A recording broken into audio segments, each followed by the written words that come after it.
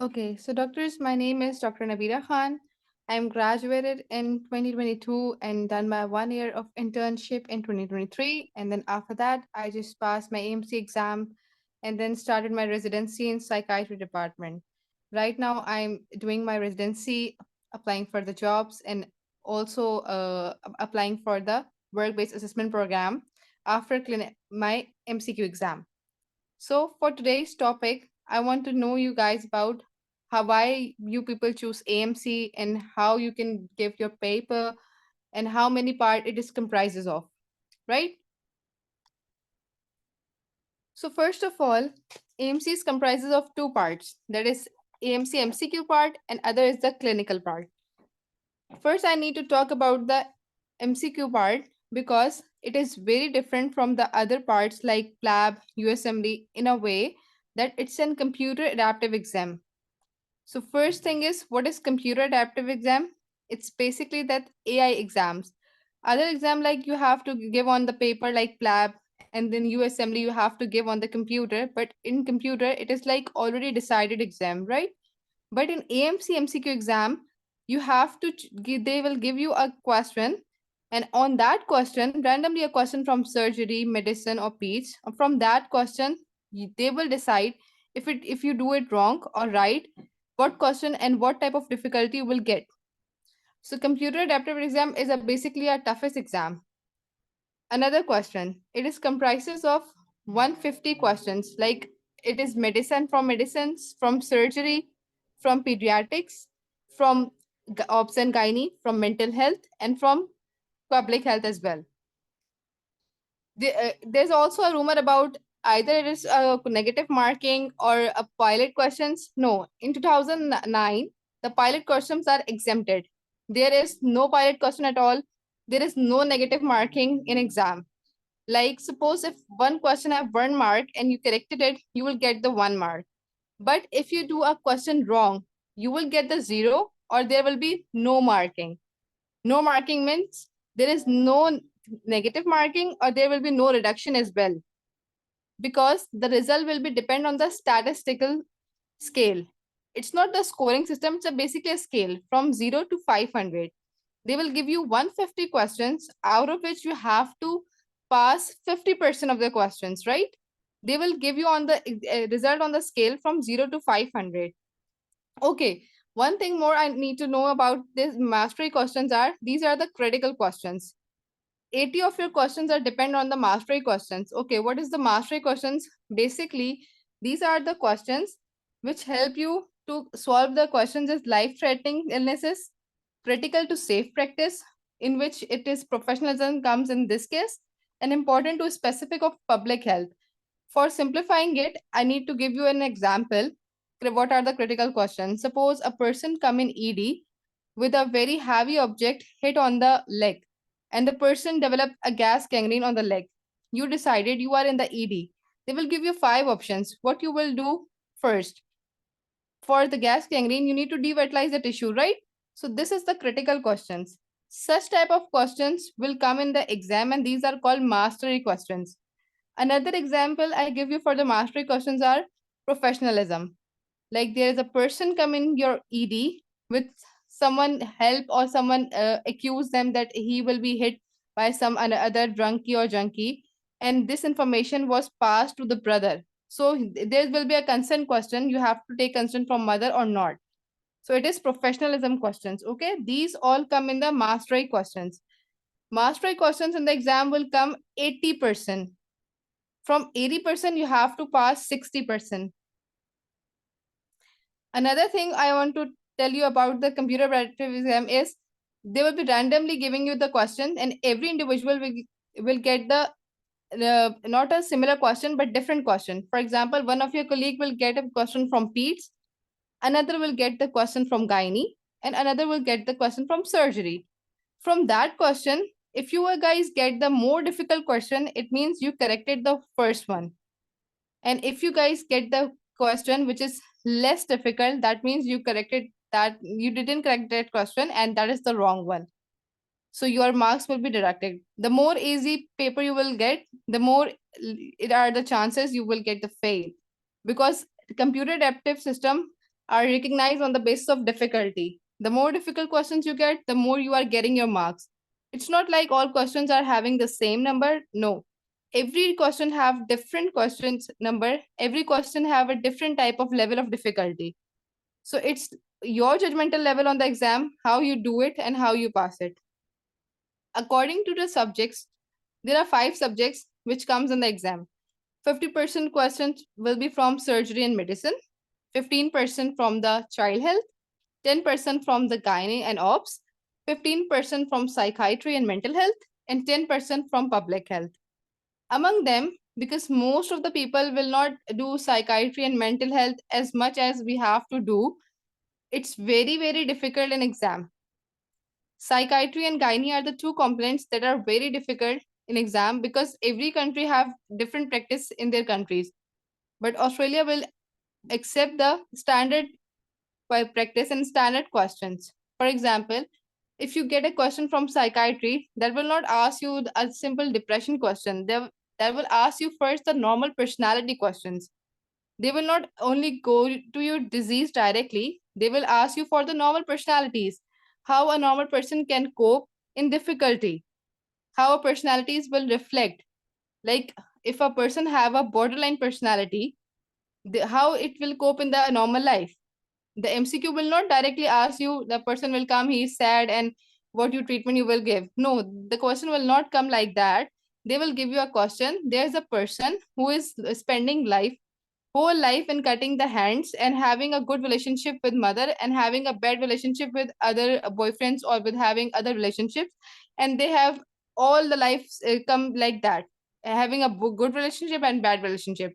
So you need to first not even define a disease. You first find out the personality disorder. They will give you a multiple questions. From those, you have to select the one. So never ever thought like they will always give you a disease question. They will like give you the normal questions, normal personalities questions. Similar goes for the obs and gynae. In most of the countries, C-section nowadays is very normal. But in Australia, it's not even as normal as in many countries. They will try to the last attempt that you will not go for the C-section because it has its own hazards, right? So these 2 sections, gynae, obs and gynae, and the psychiatry, have a very difficult task in the AMC. Okay. The another thing I want to talk about is professionalism. Ethics will come in a very difficult way. You have to do it by your own self. You have to discuss it with your partners, study partners, and you have to take the slides for them because most of the countries have different ethical system, right? Any question up till now regarding any MCQ know-how?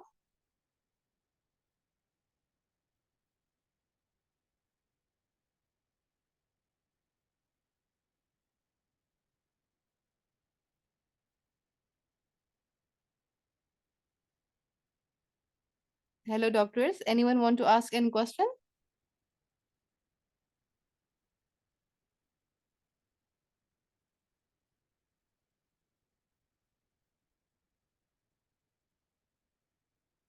Everyone is clear up till now?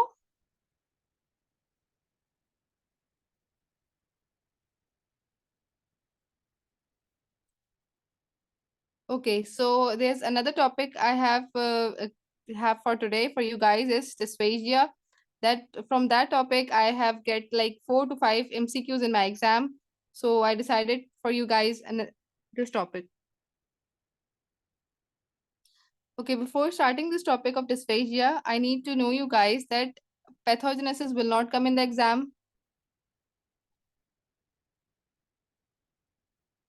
Dear doctor, can you please define what content?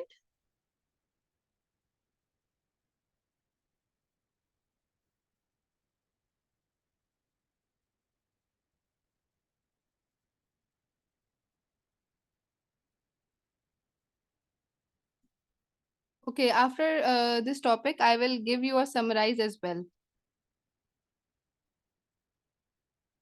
Okay, the topic is dysphagia, and I want to know you guys that in from the topic, they will not come the pathogenesis, not come the anatomy directly, not even the pharmacological directly, not even the forensic directly. They will give you the scenarios. From that scenarios, they will assess your pathology, your forensic medicine, your pharmacology, your anatomy and physiology, right? So for dysphagia, you don't need to go for what are the pathogenesis for that. You just need what is dysphagia. Like it is difficulty in swallowing. Sometime AMC ask about the percentage. Not in every case. Like sometimes they ask in how many population is schizophrenia run, right? For how many population in general population the dysphagia run, because this question come in community and public health. So for this purpose, you need to learn some specific type of percentages. Okay, so it's like 22% affecting general population, usually associated with sensation of upholding the swallowed bolus. Okay, so they will give you a dysphagia, not that directly. They will define you in two classes like oropharyngeal and esophageal. Sometimes they will ask the causes of dysphagia, that is functional. Again, I'm repeating, don't even go directly to the disease. Functional is very common in Australia. I will give you the example in the next slide how it is common and how they will give you the MCQs of that. Okay, for functional, it is muscle tension. For neurological, that's stroke, myasthenia gravis, and motor neuron diseases.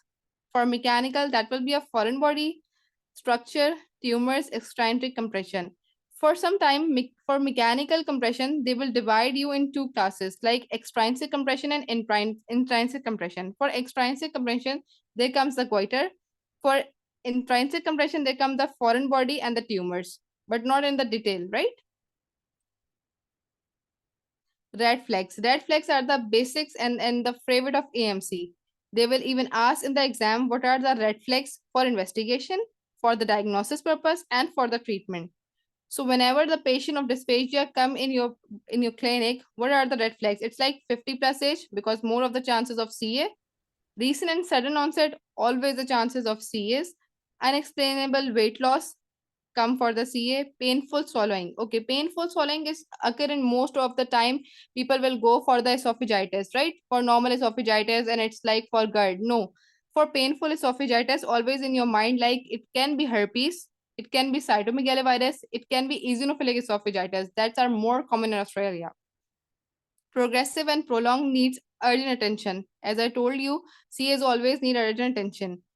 Dysphasias for solid, hiccups and hoarseness, neurological symptoms. Okay, one thing for dysphagia I need to know you guys about: dysphagia for solids and dysphagia for liquids. In the question paper, they will not give you this simple as dysphagia for solid. They will sometimes ask you a person develop dysphagia for solid and liquids.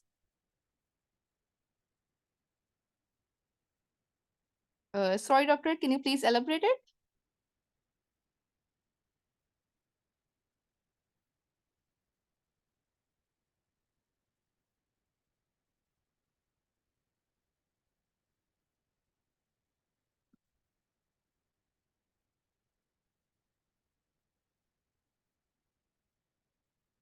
Yes, sure. It's basically for the demo session, so I made it a very specific one. You will get the good slides after that. Is everything clear up till now?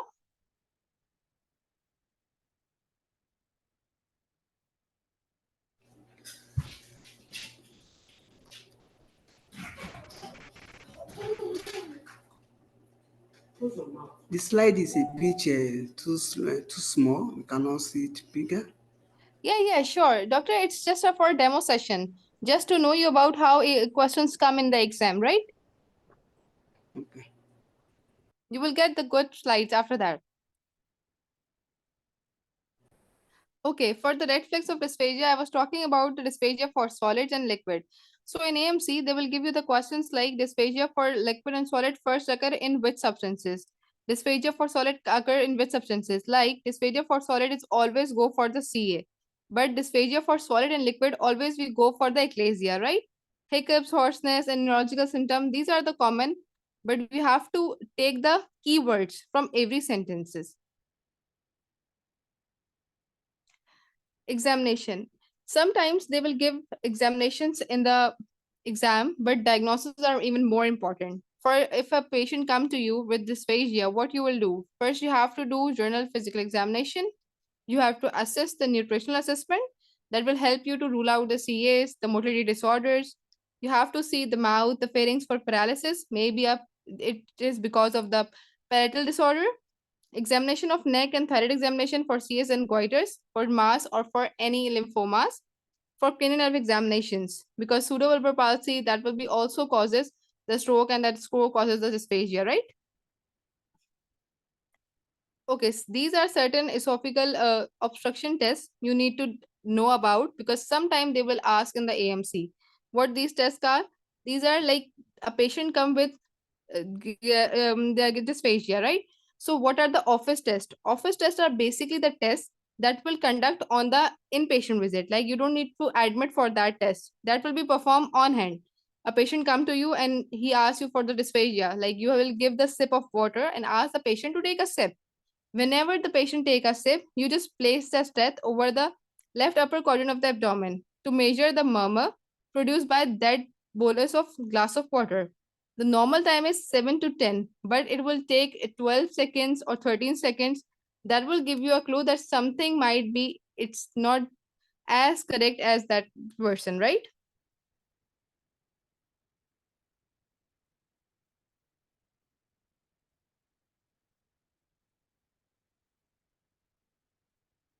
Okay, that's clear now.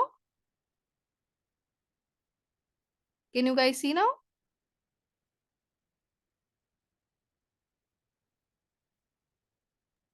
Yes, ma'am, we can see. Now it's more clear. I expand it more. Yes, it's clear now. Okay. So I was telling the test.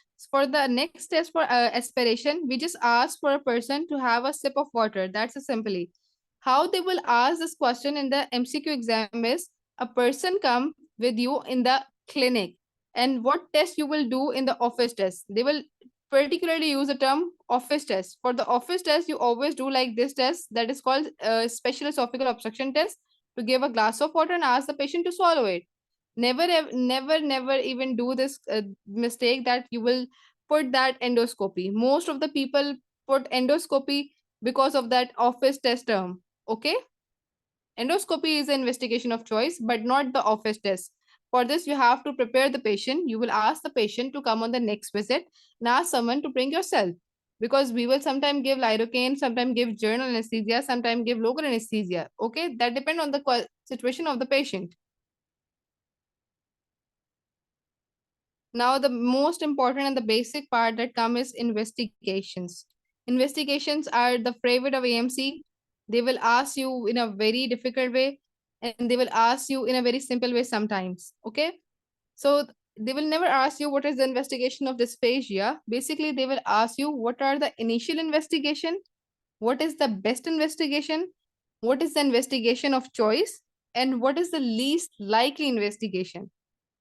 You are getting my point? They will divide the investigation in four types, and most of the time they will ask the initial investigation and what is the investigation of choice. For investigation, whenever the patient of dysphagia come, what we go for? CBC, that is full blood count.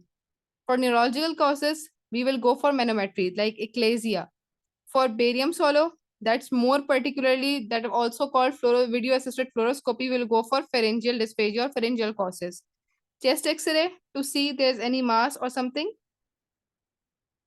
Okay, best investigation and investigation of choices. I will give you the example after full investigation of this type.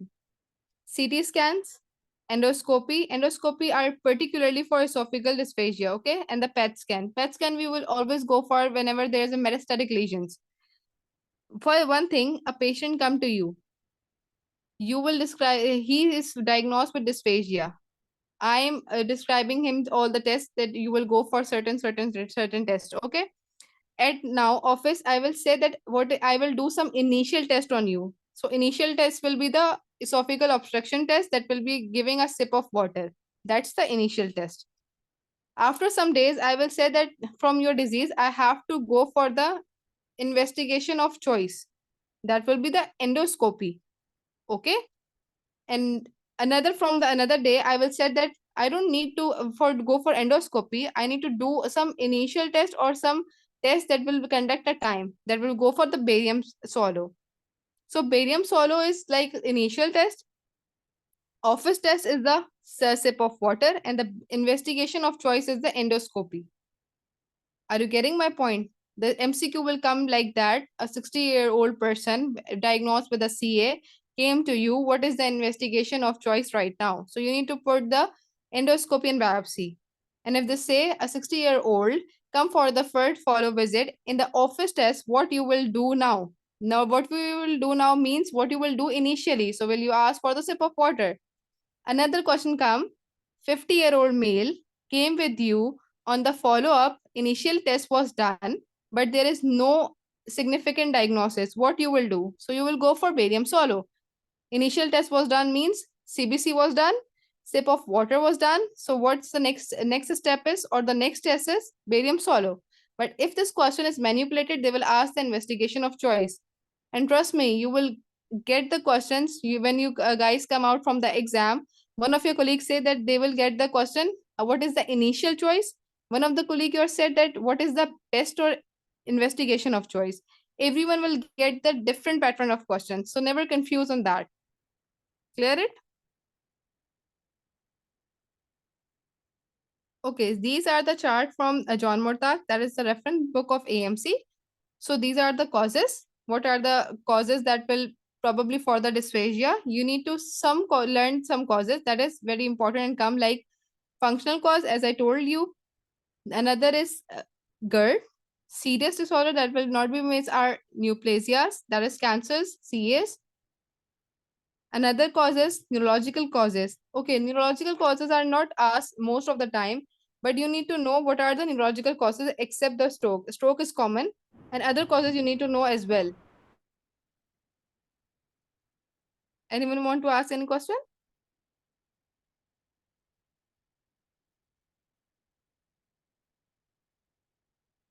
All good up till now?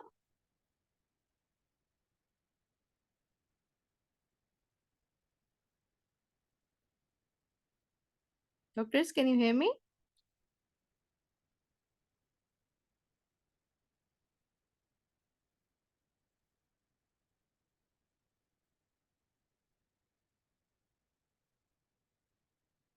Doctors, can you hear me?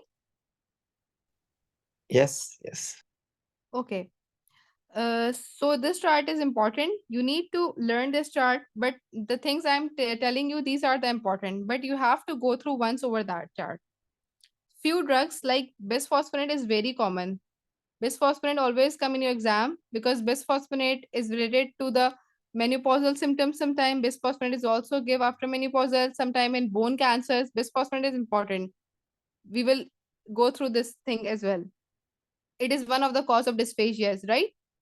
Okay, sometimes there's also a list of depression, drugs, and thyroid disorder. These are the three disorders which will also mask this dysphagia like causes. Depression person can come even I have a difficulty in swallowing, I have a difficulty in swallowing, though all the reports and endoscopy is clear, but that you need to ask the patient. Okay, so you need to see the question. If it is come in like that, a person who is sad, is not eating since many days, having no mood, having not meeting the friends, you don't go for directly for like depression. You will need to ask see the question what it is asking. It is about the depression or it's about the dysphagia. And sometimes depression dysphagia also comes, so you need to see the thyroid, because in hyperthyroidism and in hypothyroidism both can cause depression plus dysphagia symptoms. So you need to see and check the key points, right?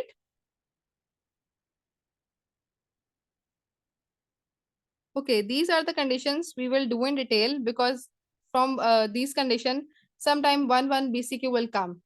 Number one is esophageal CA, Barrett esophagus, global sensation, eosinophilic esophagitis, benign peptic stricture, and drug-induced esophageal injury.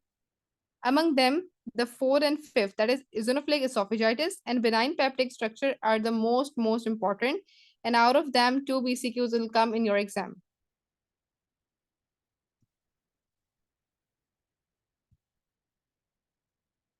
Okay, first we will discuss the esophageal CA. That is, dysphagia start with the beginning of meal. progressive for solid foods. What I told you in the start that if the dysphagia is for solids, always think about the CAs. If it said that dysphagia for solid and liquid, always think about the eclasia. Hiccups are the earlier sign, weight loss, hoarseness, cough, discomfort, depending upon the location. Associations are GERD, tobacco use, and Barrett esophagus. Okay. Sometime they will also cause you what is the most common type of CA and what is the most common type of CA in Australia. So these are the two type of terms you need to remember. It's-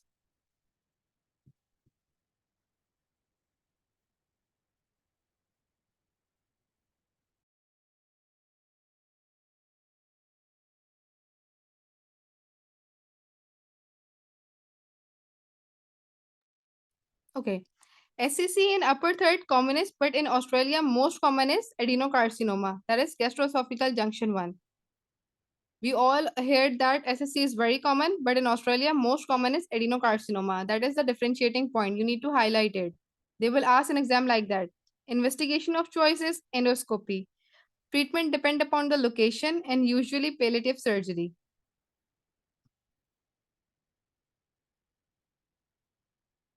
Barrett esophagus. What is the Barrett esophagus? They didn't ask you the Barrett esophagus. Basically, they will ask you the investigation. They will ask you how you can differentiate it and how it will develop. Like it is metastatic response to prolonged reflux. It is pre-malignant condition, not the malignant one. Sometimes they will ask you how the pre-malignant condition occurs. Like they will not ask you the Barrett esophagus. They say that how the pre-malignant condition occurs. So what is the pre-malignant condition? It is the Barrett esophagus. Remember this point. Investigation is endoscopy and biopsy. Management depend upon the length. First, they will divide the treatment in medical and surgical. Medical are the PPIs and surgical is always dissection. Now, this is the most important point. This slide is taken from RSCGP that we will follow for the MCQ exam.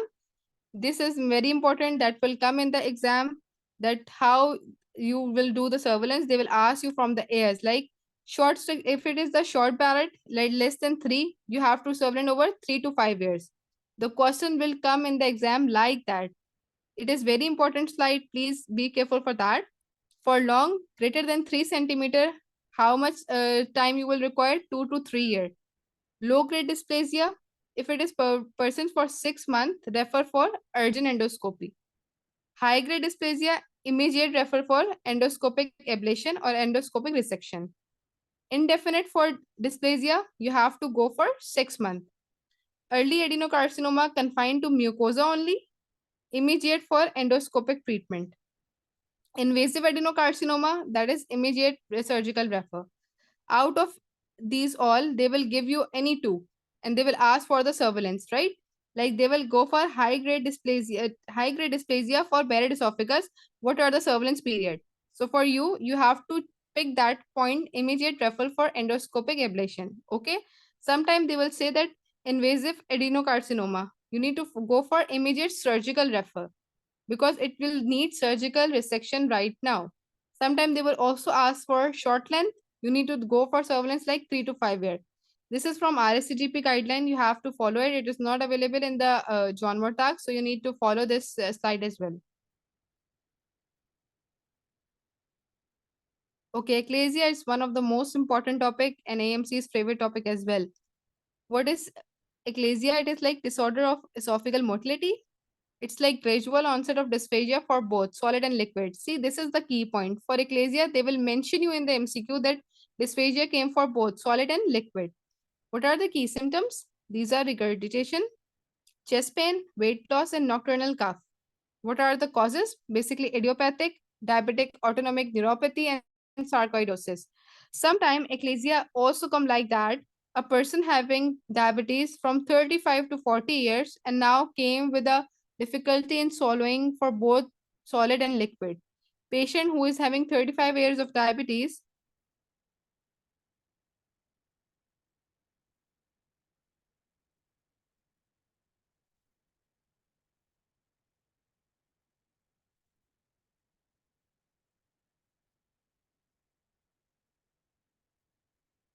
No. There we have divided dysphagia into two causes. Dysphagia is simply a term used for difficulty in dysphagia is basically a term used for difficulty in swallowing, right? It we divided into two sub branches. That is, one is pharyngeal dysphagia and other is esophageal dysphagia. Dysphagia is basically a term. We divided into two broad classes. It's not for just if dysphagia comes, it will go for pharyngeal. No, we divided into two classes. And what you are talking about is painful swallowing that will come in odynophagia. Odynophagia is different and dysphagia is different. Dysphagia is basically simply a difficulty in swallowing, and odynophagia is about the painful swallowing. And for dysphagia, we broadly classified into esophageal and pharyngeal. For pharyngeal, there will be a Zinker's diverticulum pharyngeal pouch, and that symptom will differently occur. Like aspiration will occur, choking sensation will occur. That is very different. We are talking about right now is esophageal dysphagia. And from esophageal dysphagia, we are talking about the motility disorder. In motility disorder, comes the eclasia. Are you getting my point?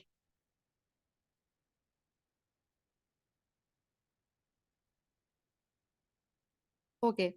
So eclasia is very important. Basically, is a disorder of motility. Another key point is both solid for liquids.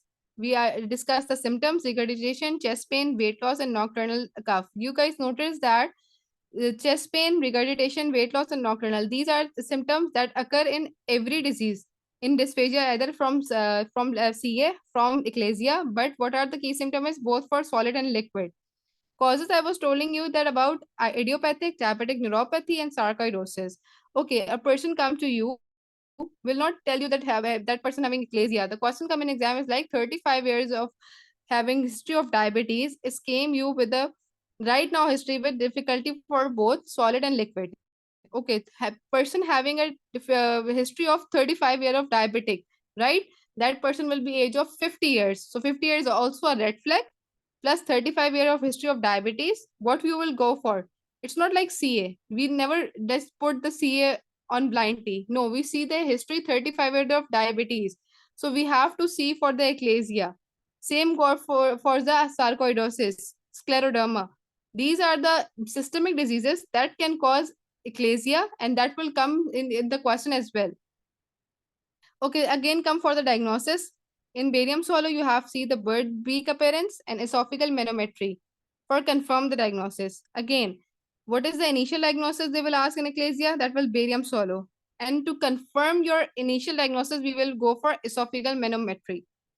Esophageal manometry, they will not ask you the parameters, but sometimes they will ask you the parameters, give what you will see in the parameters, right?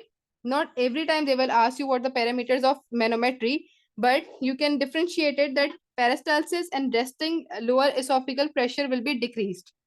In scleroderma or for eclasia, they will say that peristalsis is decreased, but resting lower pressure will be increased. They will never ask you, but for your knowledge, I just told you. Okay, the treatment is calcium channel blocker in elderly people, because elderly people cannot go for the whole surgery, right? Botulinum toxin injections and surgical Hillard's myomectomy. Sometime they will ask you that what are the treatment in elderly is the best and what are the treatment in adult is the best. Okay, so you need to answer the treatment according to the age. In elderly, what is the best is calcium channel blocker, because we don't go for on the patient of ischemic heart disease having multiple comorbs. We will not go for directly for that to cut the patient's esophagus and go for the Hillard's myomectomy, right? For this, we have to go for calcium channel blockers. But for a young person, we not go for calcium channel blockers straight away, because calcium channel blockers is used for another disease as well. So we will consider and will go for surgical Hillard's myomectomy. You guys need to see the question and answer according to them. Okay, this is the most important and AMC's favorite, very favorite. Two questions straight away come from your exam. Global sensation, that is very important. Sensation of something being choked up and some sensation of something being lump in your throat. Every time you will ask and they will say that something in my throat, something in my throat, and something being like I have to very difficulty to eat something. Eating and drinking may relieve that process. Every investigation is normal in them people. require careful history and examination to rule out any organicity. Okay, any patient that will come with like that, you never label global sensation because first you need out the organicity, right? If the all investigation are normal, they will come to that point that that person have a global sensation. What type of question will come in exam is there is a very business class woman will come to you having a lots of pressure of work and now complaining that I have difficulty in throat. So there's a two classical point in that question: business class woman and having a workload pressure, like a stress pressure. Stress will cause this, and you have to pick up the line. What you will diagnose on that question, and all the investigations are normal. So you have to mark that global sensation. Okay, I just write on the bracket as well, cricopharyngeal spasm. Sometime they will change the name and when asked in a different type of question, right? They will not give you simply like global sensation. Sometimes they will ask you that cricopharyngeal spasm. A person come with that things and you have to diagnose like that. I told you the 2 points in that question. Always remember that there's always a stress factor and they will come in patient come with the sometimes in upper class. In question in my exam, it come in the question like upper class woman, that is business class woman, and having so much workload. Okay, so what is the management? We go for the psychoeducation. We have to do the therapy. We have to ask the patient to come on the weekly, bi-weekly for the sessions. Avoid hot drinks and reassure the support. Hot drinks we are avoiding in the patient because sometimes hot drinks aggravate the factors that are causing more and more stress, right? Reassure we have to do the support. We ask the family to ask the patient to be calm and cool every time. That will be more important. I mentioned in the scenario as well, mostly in exam, the scenario come with an executive class lady being having workload, feeling lump in the throat. This is the question come in my exam, right? Okay, the drug-induced injury. Among the drug-induced injury, most common are the bisphosphonate. No, for global sensation, there is no medication for that because there is no issue in any type of investigation. There is no mucosal abnormality. There is no medication for that. You need to psychoeducate the patient. Sometimes we have to give the placebo for the patient, but for the clinical practice, not for the MCQ exam, right? You can't take in the MCQ that we will give the placebo. Never. We will psychoeducate the patient. First, we need to diagnose how to be made the diagnosis of global sensation. They will ask you the diagnosis. They will never ask you for the treatment because treatment is only to psychoeducate, not anything, right? Okay, drug-induced injury. Among the drug-induced injury, the most important will be the bisphosphonate. They will ask you for the bisphosphonate because patient is taking bisphosphonate on the long time. Now the patient come and developing that I am having difficulty in swallowing. Elderlies are more prone to the problem because bisphosphonate are giving after menopausal and after having CAs, having load excess scans. Okay, only solution is swallow them upright with a full glass of water or take NSAIDs. So this is not the exact treatment, but we have give the solution is swallow them upright with a full glass of water, right? Okay, another and the most important slide is eosinophilic esophagitis. Very, very important. I will tell you how it will come in the exam. Okay, it is basically a combination of dysphagia plus gastroesophageal reflux plus acute food bolus obstruction, especially in children, may present as infant colic. That question will come in exam in a person who is having an age of 7 to 6 years of a child eating a chicken nugget and that chicken nugget stuck in the throat. Okay, this question was come in my exam like that.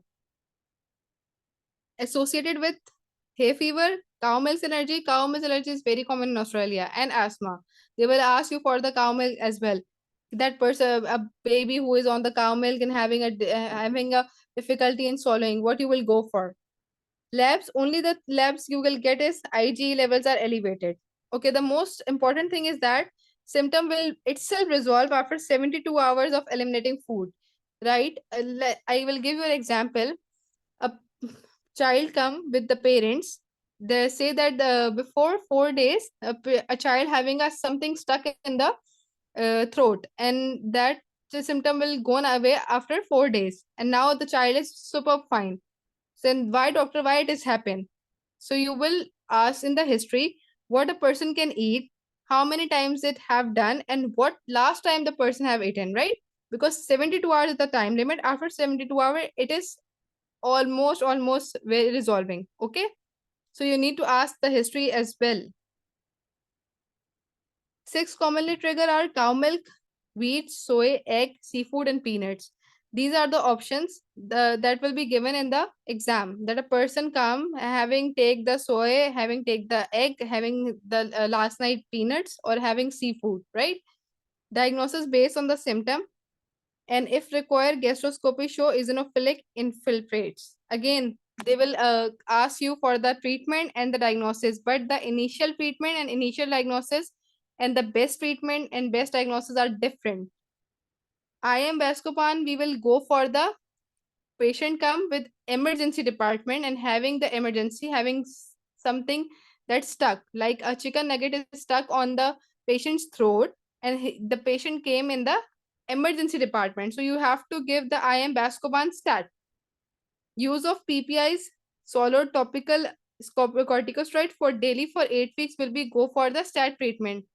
We will never initiate that for the corticosteroid directly for the stable patient. And for the best choice, we will always go for PPIs. But for the patient who is coming in the ED, like in emergency department, you go for the IM Bascopan stat. Getting my point? The thing AMC will play on your nerves are 2 points, like the best investigation, initial investigation, patient come in the office test, patient come in the ED. These are the things you need to see the questions and answer according to that. It's very fine that Bascopan, topical steroids, PPIs, all are the treatment of eosinophilic esophagitis. But you have to see when you have to use it and where you have to use it. Any question up till now?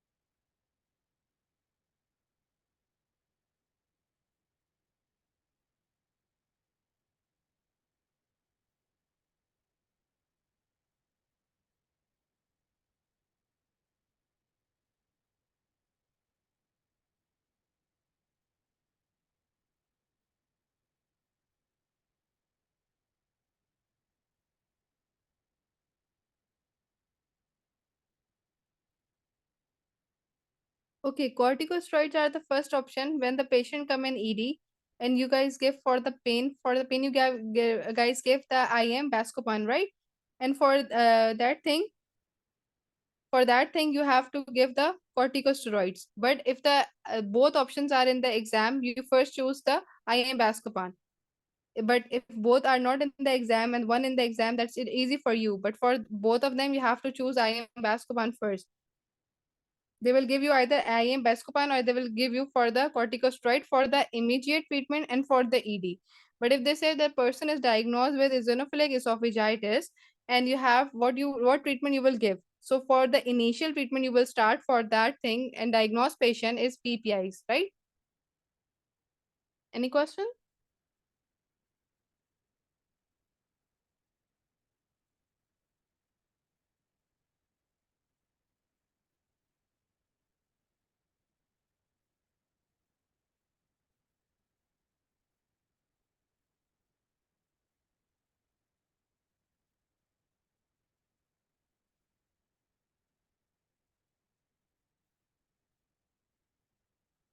Okay, there's the slide as well.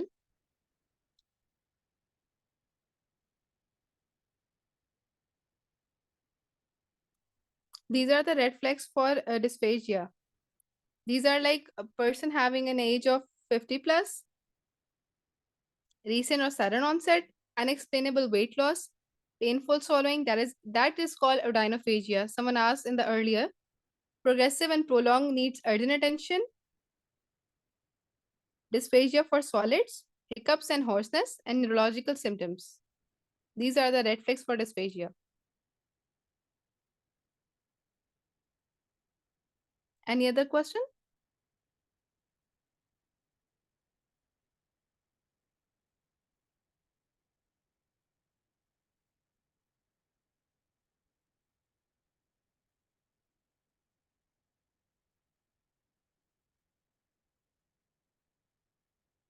Why hiccups? Because hiccups and hoarseness are two symptoms that will cause in CS, that will occur in eclasia, that will also occur in some CS earlier, like in laryngeal carcinomas, like in the carcinoma of vocal cords. So that will be need urgent attention.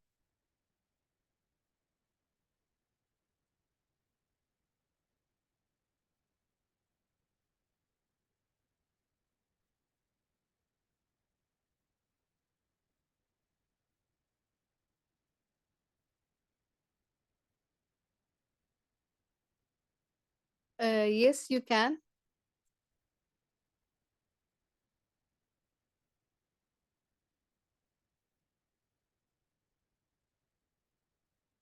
We will give topical steroid for swallowing, not for anything to just pour on. We ask the patient to swallow it, and we will give in the ED department when the patient come with the stuck food and when the patient come for immediate attention.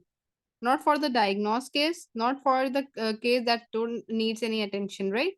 I divided it into two parts, like a patient when came in ED and the patient when came in normal checkup and already diagnosed case. For the diagnosed case, we will always go for PPIs, right?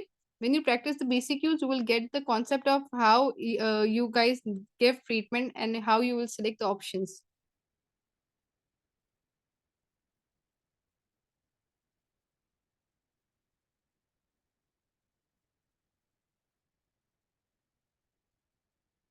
See, I have written this that IM Bascopine is in the stat. Use of PPI, solid topical steroid twice daily for 8 weeks.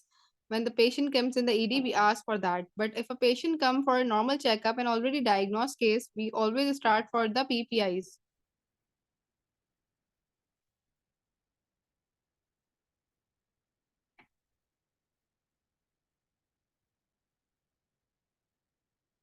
Any other question?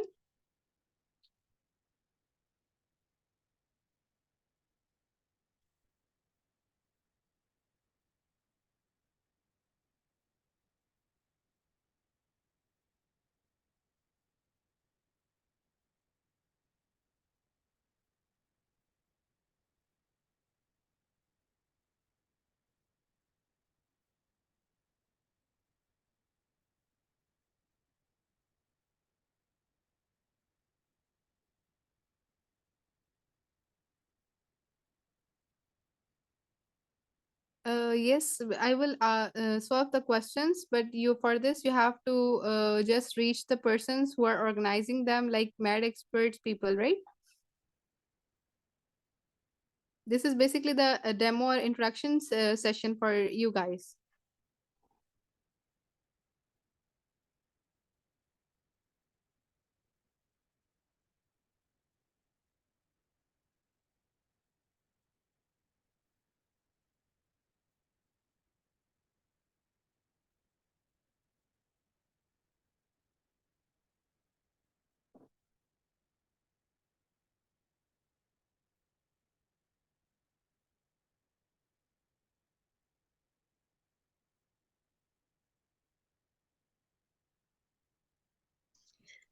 Thank you, Dr. Nabira, for this amazing session.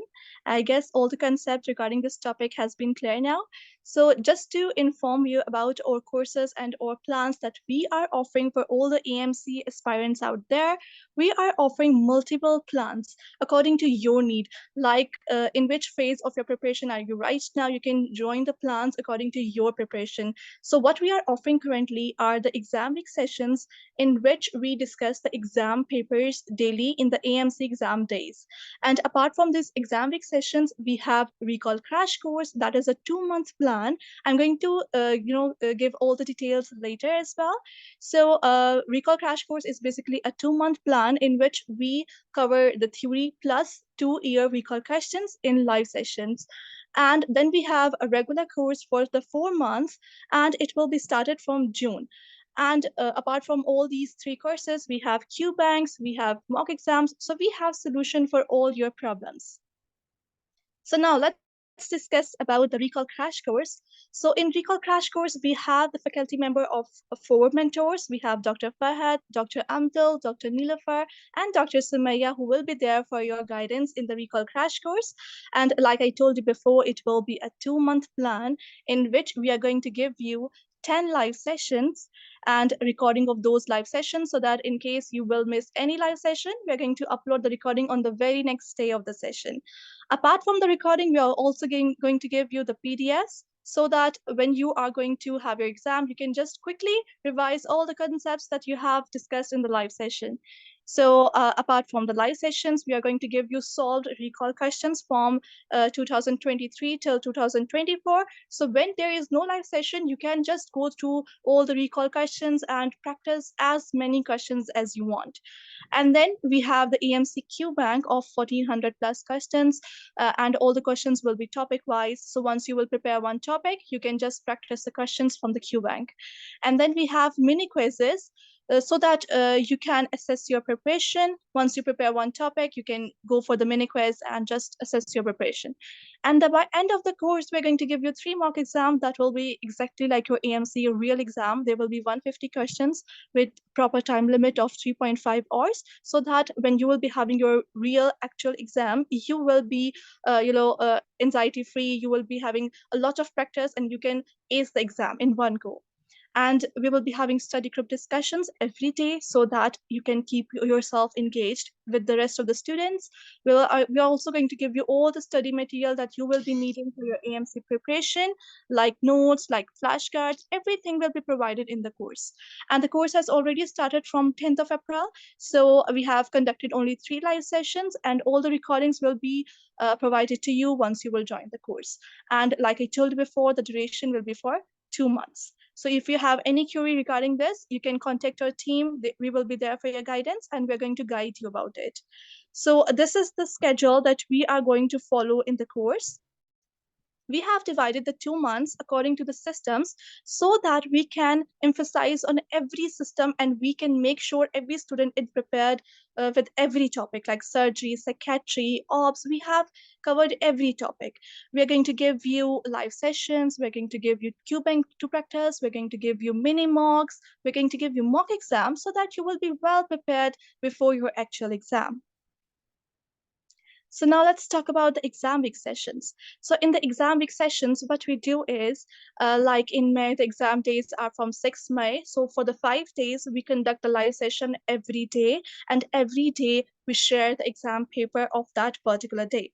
And we share the questions with correct answers and explanation with our AMC expert mentor, Dr. Nilafar, to guide you. And on the very next day, we're going to provide you the recording of the live sessions in case you will miss the session. And also the PDF will also be provided, so that you can revise all the questions being discussed in the live session. So these are some amazing reviews from our workshops or courses that have been conducted previously, so that you can have an idea like how our students have been feeling by joining our courses. These are some of the reviews from our students who have passed the exam.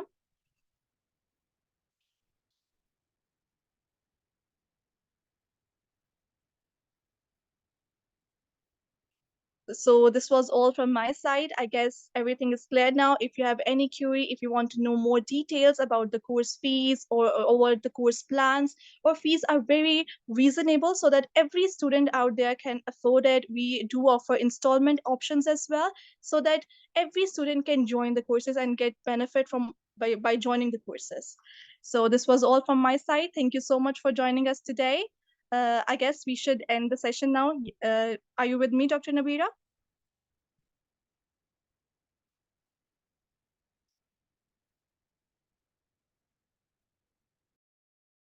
So thank you so much all for joining us today. Goodbye for now. and you can contact us anytime for more discussions. Thank you so much. Thank you so much, everyone. Thank you.